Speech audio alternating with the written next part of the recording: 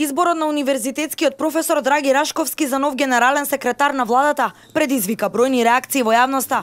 Откако Заев соопшти дека за новата влада нема поважна цел од интегрирање на Македонија во ЕУ и НАТО, симптоматичен е изборот на Рашковски за оваа позиција, ако се земе во предвид неговиот став против НАТО и противењето Македонија да биде дел од оваа организација.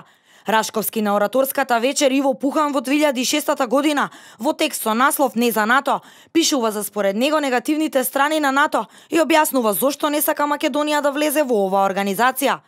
Зошто не за влез во НАТО? Прво, не сакаат. Второ, економскиот проблем во Македонија е преголем за да трпи оптоварувања кои се наметнуваат со акциите за нашето приближување кон НАТО. Ќе треба ли ДДВ-то повторно да го зголемуваме? Трето, ако НАТО нам ни е потребен како гарант за безбедноста, не дај Боже НАТО пак да ни гарантира. И четврто, она што сите го забораваат, ако веќе де факто изгубивме дел од територијата, барем моралот нека ни е цел. Зошто додека парите и љубовта го вртат светот, НАТО бомбардира, пишува Рашковски. Прашање за неговите контроверзни ставови во врска со НАТО од Рашковски побара и неговите пријатели на социјалните мрежи, но тој засега не одговара. Но затоа веднаш побрза да ги демантира пишувањата на дел од порталите дека во 2014 година бил еден од професорите потписници на иницијативата за поддршка на државниот испит за студентите и ги поддржуваше реформите на владата на ВМРО-ДПМН во образованието. Најголемите критики за изборот на Рашковски доаѓаат од членови на Левица.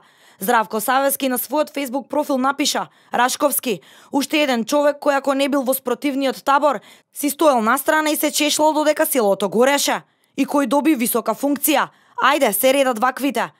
Димитар Апасиев, кој беше носител во првата изборна единица, пак во остар статус на Facebook прашува: контрапленумецот Драги Рашковски станал генерален секретар на влада. Типот ми е генерација на студии, беше еден од понекадарните студенти, пишува Апасиев. Новиот генерален секретар на владата е по потекло од Струмица и важи за близок пријател на новиот премиер Зоран Заев. Од 2014 година на правниот факултет Јустинијан I е доцент на научната област воведни и теоретско-правни науки, право и информатичка технологија. Важи за експерт во правото, но и во информатичките системи.